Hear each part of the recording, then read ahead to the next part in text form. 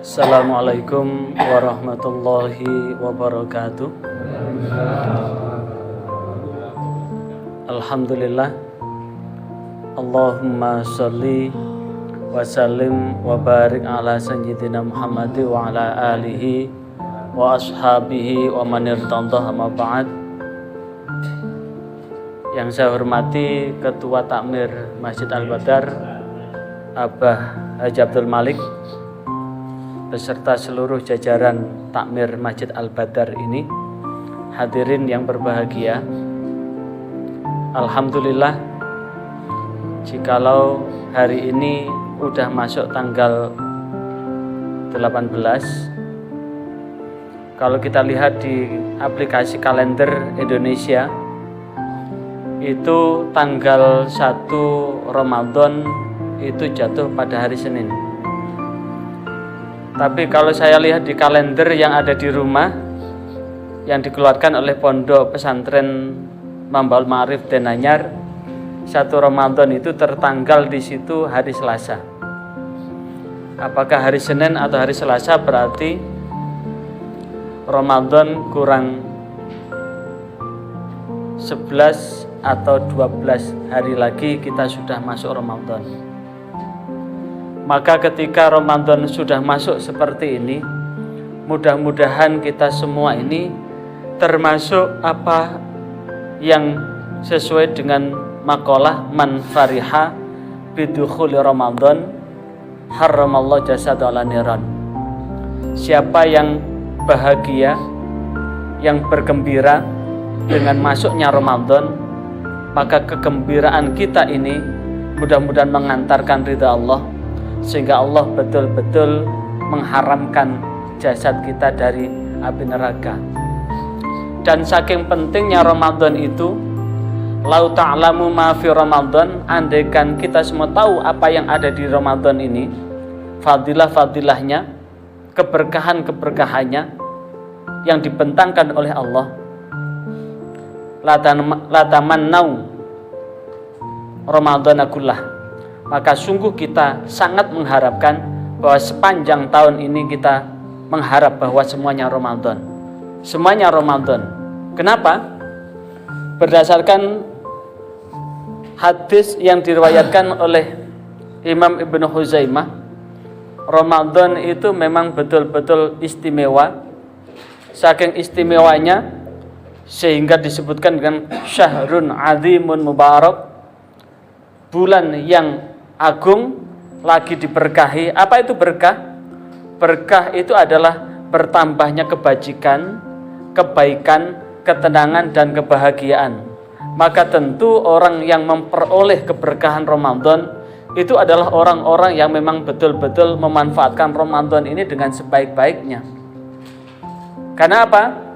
Di siang harinya kita diwajibkan puasa, dan di malam harinya kita disunahkan untuk memperbanyak amalan-amalan sunnah.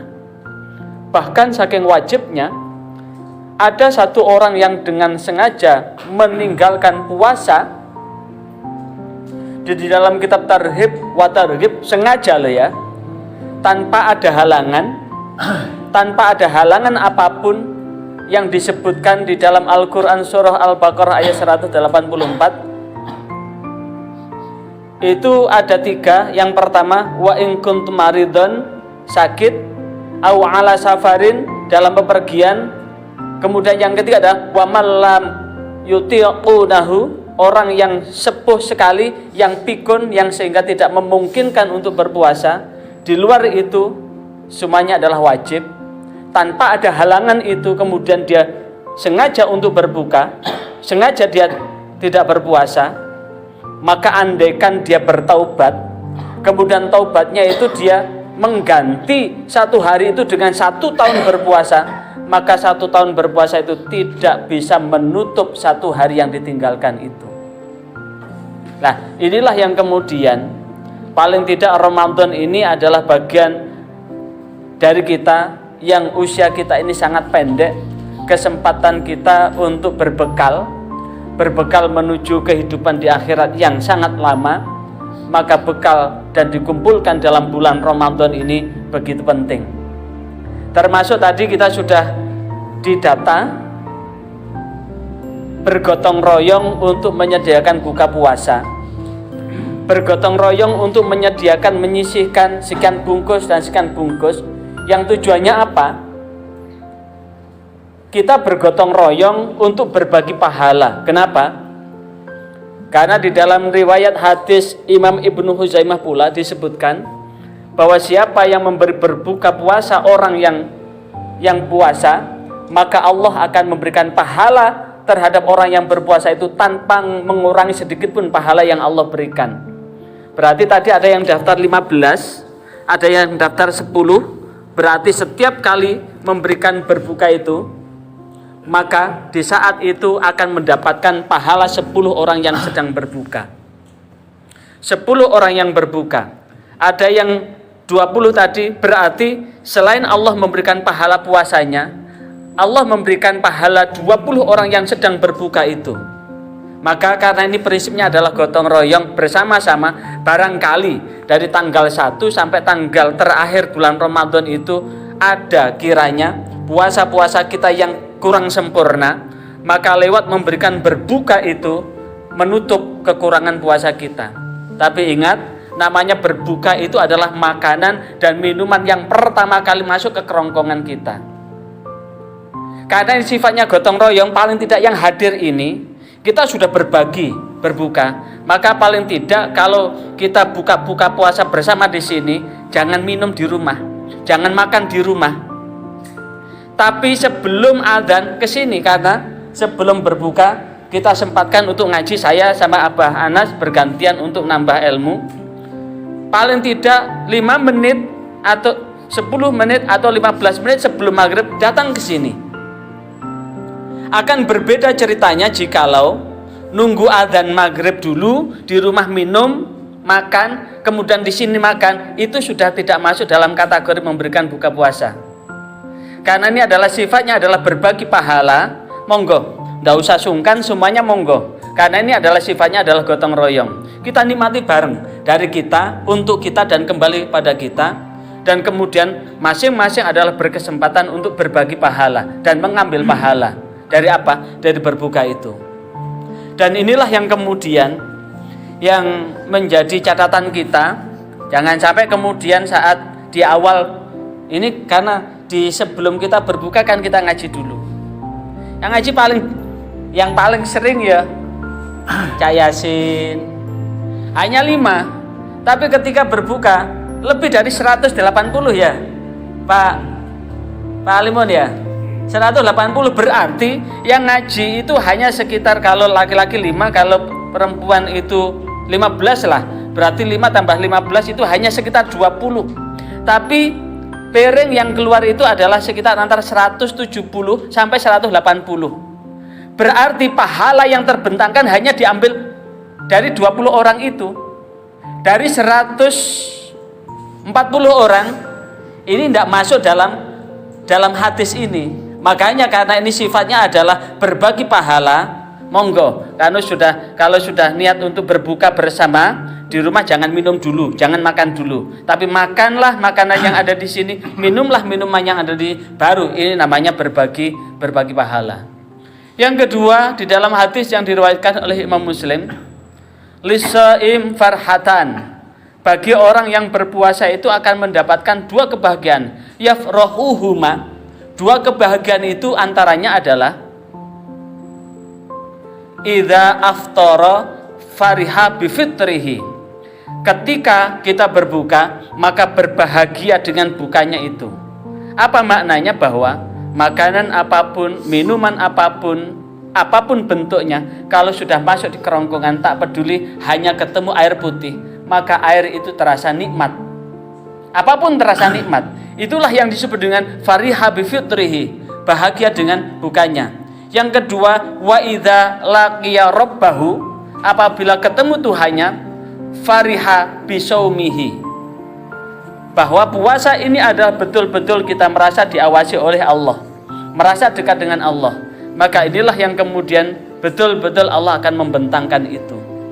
Dan yang kedua adalah Ramadan ini ada 1 malam yang lebih baik dari malam 1000 bulan. Maka jikalau dari tanggal 1 sampai tanggal terakhir, paling tidak minimal yang hadir ini, dari tanggal 1 sampai tanggal terakhir bulan Ramadan, tanpa ada satupun yang kita tinggalkan, insya Allah kita yang duduk di sini akan mendapatkan malam, namanya malam Lailatul Qadar itu. Dan yang terakhir tadi sudah disinggung oleh Ketua Takmir bahwa penting betul untuk merapatkan barisan itu. Merapatkan barisan itu berarti kaki ketemu kaki, pundak ketemu pundak, dan disitulah yang disebut dengan rapat lurus, karena barisan sholat itu seperti barisan malaikat. Karena antara tubuh satu dengan yang lain ini berbagi energi. Berbagi energi ini berarti berbagi kekhusyuan. Lah, makanya disimbolkan oleh Rasulullah ketika ada rongga yang terpisah antara jamaah satu dengan yang lain. Ini adalah kesempatan setan untuk menggoda kita. Kesempatan setan untuk menggoda kita, dan setan menggoda ini seperti anak kambing yang nyeruntul begitu. Kalaupun toh nanti bawa sajadah yang lebar, ya paling tidak ya saling berbagi sajadah lah. Bukan berdiri di sajadah masing-masing. Kalau memang disuruh rapat berarti gesernya itu boleh pakai sajadah tetangganya. Kalau tetap tetap berdiri di sajadahnya itu sama dengan sudah kapling umat ini dengan warna sajadah. Yang berdiri di sajadah merah tetap berdiri sajadah merah. Yang berdiri di sajadah kuning tetap berdiri sajadah kuning. Tak peduli bahwa di situ ada rongga-rongga itu. Itulah bahwa jangan sampai kemudian warna ini akan memisahkan persatuan dan kesatuan kita di dalam sebagai umat Rasulullah SAW. Karena itu mudah-mudahan ini alhamdulillah untuk Masjid Al-Badar dalam pantauan penasehat, alhamdulillah jamaahnya Al-Badar ini sudah istiqomah, takmirnya sudah mantap dan kuat, sehingga tidak tinggal melanjutkan, sehingga apa yang sudah diputuskan tadi, yang dirundingkan tadi, tinggal mengulang apa yang sudah kita lakukan, dan semuanya sengkuyung untuk bergotong royong mensukseskan program-program itu.